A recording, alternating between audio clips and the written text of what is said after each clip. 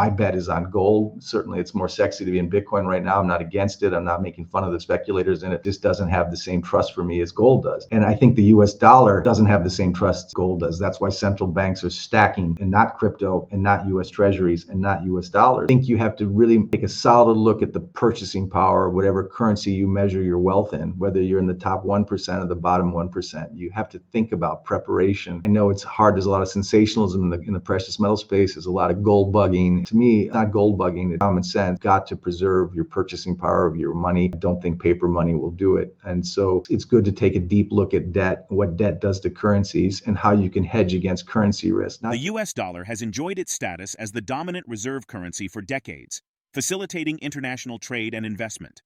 However, with central banks diversifying their reserves and increasing their gold holdings, there's a growing speculation that the dollar's reign might be challenged.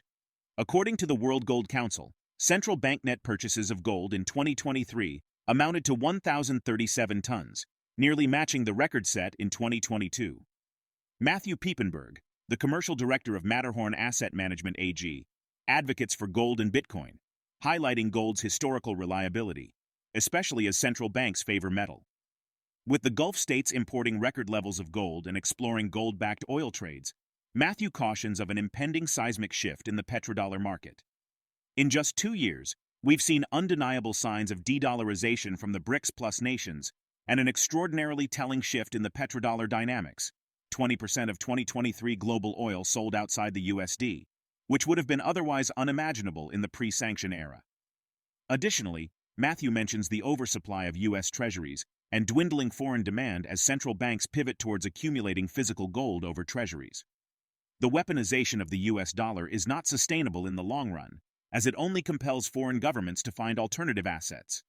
For example, China has been reducing its holdings of US treasuries from $1 trillion to $859 billion to an all-time low, as its priority is to find alternate assets beyond the reach of the US government.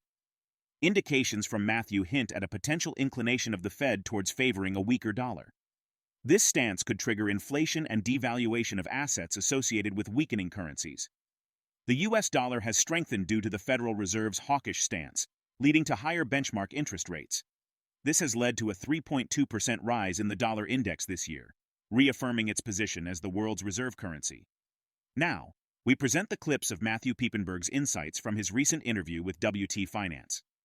Before we continue to delve into this discussion, please subscribe to our channel and activate the bell icon for timely updates. There is a seismic tectonic shift happening in the petrodollar market, which affects the US dollar. That would be absolutely devastating. But what we're seeing in the GCC or the Gulf states is they're importing gold at record levels out of Switzerland this year, 2024. It's at record highs. I think what the Gulf states are doing slowly but surely is de-dollarizing, and they're going to slowly and surely sell more and more oil outside of the US dollar and net settle it in precious metals like gold. Again, this isn't sensational. This is happening. It's not making the headlines. These have massive, massive implications on the US dollar. So between the de-dollarization, between the oil trade, which is changing dramatically, and the fact that Russia can sell oil to China, China can pay for that, or Russia can sell it and take Chinese yuan and then convert that yuan to gold on the Shanghai Gold Exchange. There's all kinds of ways they can get around the petrodollar, and that genie doesn't go back in the bottle now. But in addition to these massive changes, the other thing that's tremendously headwind for the US dollar and proof to me that it's going to be continually debased is the level of US treasuries being issued right now is simply grotesque, and there's no foreign buyers for them. There's been net sellers of US treasuries since 2014, but the number of central banks that are dumping US treasuries and stacking physical gold in the last few years is simply unprecedented, and it's a warning sign. I've used the analogy: if you see an army marching towards your border and you see the cavalry and you see the picket lines and you see the scouts marching towards your border, that usually means something's changing, something's coming, it's time to be defensive. When you see central banks dumping US treasuries at record levels and stacking physical gold, that's not a gold bug argument. That's a sign that the world is no longer trusting that world reserve currency, which was weaponized just 2 years ago. So there are undeniable things happening with the US dollar. But as I said, the real blame won't come from the BRICS. It won't come from Putin. It won't come from the sanctions. It won't come from little green men from Mars. It won't come from global warming. The real reason the dollar is getting weaker is America's over its head in debt, over its skis in debt, and it's printing money and debasing its currency behind the scenes. We don't have yet an actual pivot to lower rates, but we will. Powell said it, but I think he'll have to do it because there's too many trillions of dollars worth of debt that have to be repriced this year. And if they don't reduce rates, Uncle Sam can't afford it. That's the fiscal dominance argument. The US dollar does have supremacy, as Rick Rule said. It's just its hegemony and its trust is now irrevocably changed. But the most important reason I think the endgame is inflationary and debasing is because even the Fed and Uncle Sam and the White House, whoever is in there, is going to need a weaker dollar, like the French did in 1789. So you'll get inflation in asset classes measured in currencies that are getting weaker and weaker, which is, again, one of the primary arguments for Bitcoin or for gold or alternative, anti-fiat currencies. My bet is on gold. Certainly, it's more sexy to be in Bitcoin right now. I'm not against it. I'm not making fun of the speculators in it. It just doesn't have the same trust for me as gold does. And I think the US dollar doesn't have the same trust that gold does. That's why central banks are stacking gold and not crypto and not US treasuries and not US dollars. And that's why the BRICS nations, they're not fighting the Fed, they're not fighting the dollar, they're just going around it, like the Maginot Line in World War II. And the French built all these forts so the Germans couldn't invade. The Germans just went through the Ardennes and went around the Maginot Line. And the BRICS nations aren't going to try and fight the Fed or create a new BRICS-backed currency this year. Regarding currency debasement, Piepenburg asserted that fiat currencies like the US dollar are inherently weakening. He emphasizes gold's attractiveness and its growing use in trade settlements by BRICS nations.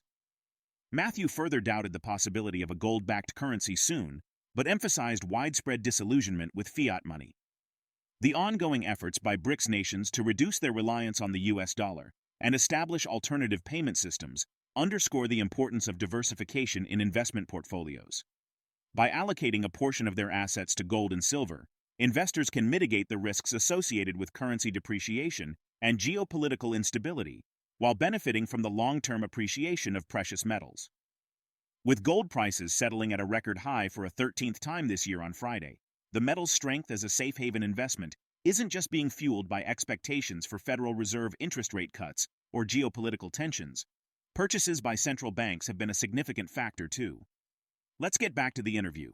Oh, you were already seeing the social unrest. Literally, you're seeing it in London. I'm seeing it in Paris and in DC, and I'm seeing it in small villages. And we're already seeing that. We're seeing it constantly on the media. It's a slow drip by 1,000 cuts. Just constant negative news, constant tribalism, constant identity politics, constant left versus right. Weaponization of the DOJ, weaponization of the law, weaponization of the fourth estate, the media, which is corporate owned. I mean, these are all symbols of centralization. I was sad to see it. When I was in law school or when I was an undergrad, I never thought the politics, legal system could get this overtly obvious. I mean, even a man on the street can sense the intervention. Whether you watch the left-wing media or the right-wing media, you only have one view. No one has a balanced view. There's very little public debate with informed debate. It's mostly emotional and political, so it's really kind of silly. But I don't think there is any way out from the social unrest to come, and the social unrest that's already here. I don't want to see more. I think America in this election coming up, regardless of who wins, is going to be permanently divided because it's going to be half the country disgusted by whoever wins. And so I don't see an easy way out of that. In terms of the debasement of the currency, there's nothing that's going to make the inherent purchasing power of any fiat currency stronger. Nothing, whether that's the US dollar or the euro or the won or the peso. The relative strength can change depending on FX exchanges, depending on interest rate policies of different central banks, but the inherent purchasing power, what it buys for you, is just getting weaker by the day. Again, that's primarily why Bitcoin and gold are ripping right now. I personally think gold is a better asset for that. It is a medium exchange because it's literally what the central banks are buying and it's what the BRICS countries are net settling in. Bitcoin isn't that case. But again, I'm not against Bitcoin. I just don't trust it in the same way. But I think the rise in Bitcoin and gold right now is a middle finger to fiat money in general. The world's catching on. The jig is up on fiat money. And I don't think we'll see a gold-backed dollar or a gold-backed BRIC currency. I just think we'll see a stronger role of gold net settling in trades. We may see some kind of redeemable central bank or a BRICS gold-backed currency down the road. It won't happen this year. I don't think we'll see the end of the petrodollar this year. But the signs of a weakening faith and a weakening trust in the greenback of the US dollar are literally everywhere, So I'm very negative on the dollar's inherent purchasing power. I'm almost indifferent to its DXY because, again, you're just measuring donkeys and horses on their way to the same slaughterhouse. I'm not that interested in comparing equally sick animals. But yeah, of course, I recognize that the dollar is supreme. Again, its hegemony is irrevocably changed now. Hyperinflationists often assert that the USD has lost 99% of its purchasing power. The decline in the US dollar's purchasing power will ultimately be reflected in the gold price. Meanwhile, demand for gold from central banks has been notably strong over the last couple of years. What potential ripple effects do you foresee from central banks escalating gold purchases and diversification away from the US dollar? Drop your thoughts in the comment section below. If you find this video informative, don't forget to support our channel and turn on notifications to stay informed about our latest videos. See you in the next video.